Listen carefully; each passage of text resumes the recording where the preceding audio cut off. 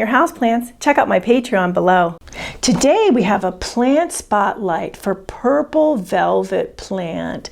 This is one of my all-time favorite houseplants, definitely on my top 10 favorite list. I love houseplants with velvety leaves, and purple velvet plant has velvety leaves. The plant is so incredibly gorgeous. These leaves are so soft, you wouldn't believe how soft the leaves are to the touch. Also known as purple passion vine and velvet plant for short, this plant is botanically known as Gynura. It is native to the hot and humid Indonesian island Java. I do have a plant care video on this plant which I will link for you. This is one of my spotlight videos where we take a quick look at the plant, and I tell you how wonderful the plant is and encourage you, if you have a chance to grow it, you find it, to get it and to grow it.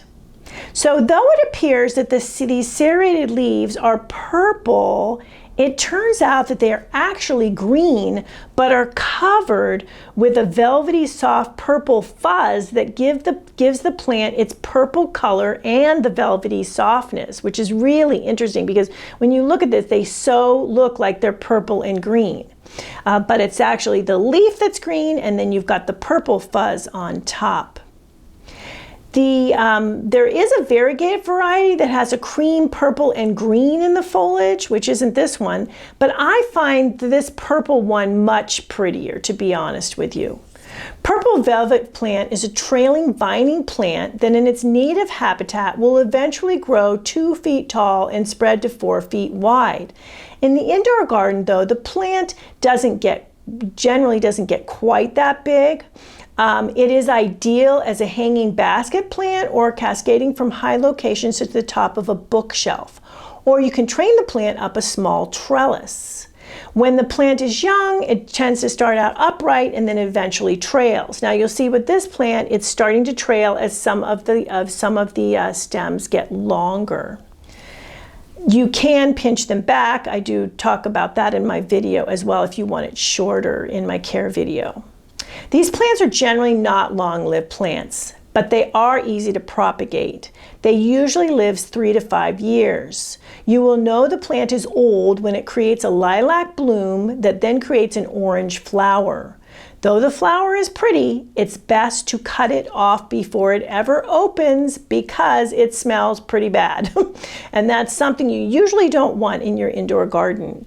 Also, removing the buds will extend the plant's life because generally plants that are flowering, it means that they are nearing the end of their life. So you can extend the life by pruning them off. Though this plant is really, really exotic looking, it's so gorgeous, it's great to know that it isn't all that hard to grow. And you can find out all about how to grow this beauty in my care video. As mentioned, if you get a chance to pick up one of these beauties, I would highly suggest it. As mentioned, it is a lot easier to grow than it looks, and it's a really nice addition to your indoor garden. Thank you for stopping by today. Please leave any comments about any indoor gardening tutorials you'd like to see. Remember to like, comment, subscribe, and share this video. And please check the bell if you'd like to be notified when new videos are released.